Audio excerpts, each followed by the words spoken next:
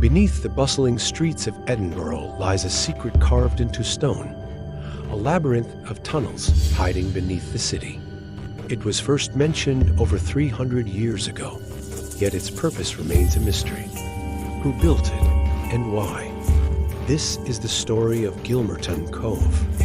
Hi everyone, welcome to the channel. Many thanks for joining us today.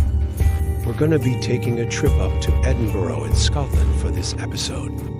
And as promised, we'll be exploring the mysterious case of Gilmerton Cove. So without further ado, let's get started.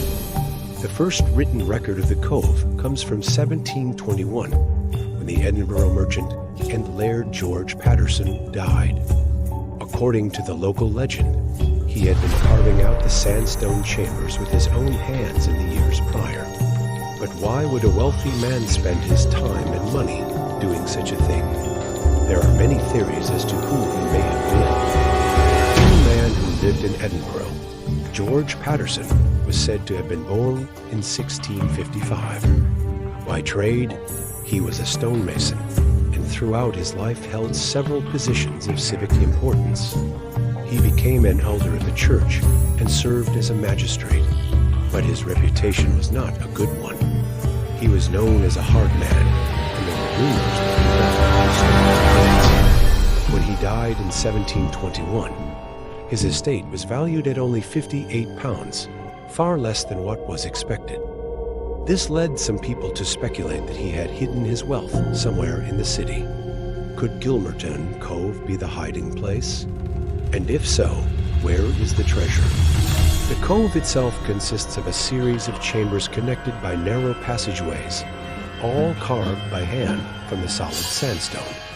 The largest chamber is 26 feet long by 13 feet wide and 10 feet high.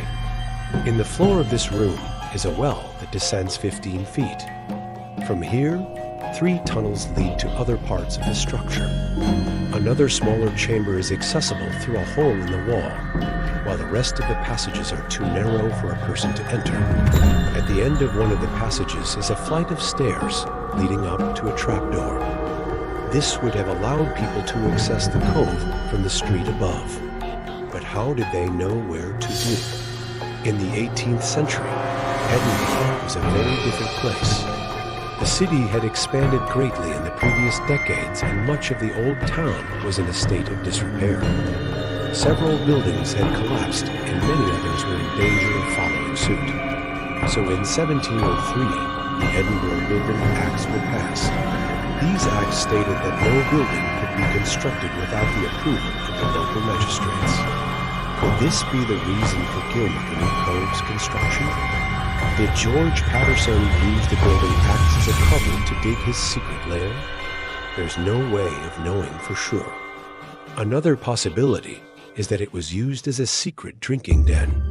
During the 18th century, it was illegal to sell alcohol without a license. But as the demand for drink grew, many people began to sell beer and spirits illegally. This was often done in secret locations away from prying eyes. So could Gilmerton Cove have been used as a place to store and sell alcohol? Perhaps it was known only to George Patterson and a few accomplices who helped him to run his illicit business.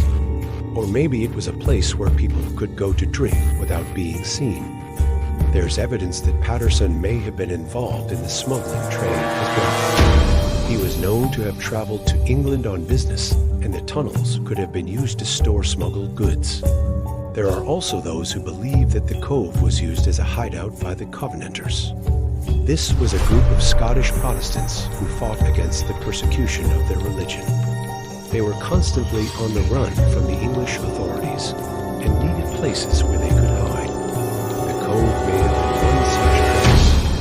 However, there's no evidence to support this theory. Some say that the layout of the structure resembles that of a Masonic lodge. In fact, there are 3 rooms which could have been used as an entrance hall, a lodge room, and a bedroom for a visiting brother. The stonemasons' guild was a powerful force in 18th century Scotland, and its members were often involved in the smuggling and trades. so it's possible that the cove was used as a meeting place for smugglers and bootleggers.